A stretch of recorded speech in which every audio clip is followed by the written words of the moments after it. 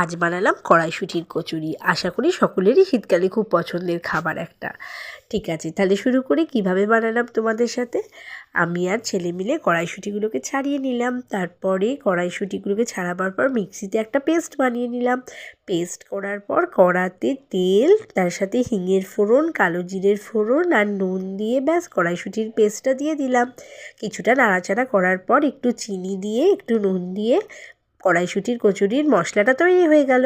ব্যাস এরপর ময়দা মেখে ছোটো ছোটো লেচি না করে লুচির থেকে একটু বড় সাইজের লেচি করে পুর ভরে দিলাম। ব্যাস তারপর ফুলকো ফুলকো কড়াইশুঁটির কচুরি কড়াই ভেজে ফেললাম। আশা করি তোমাদের ভালো লাগলো খুব। কার কিরম লাগলো প্লিজ জানিও। ধন্যবাদ।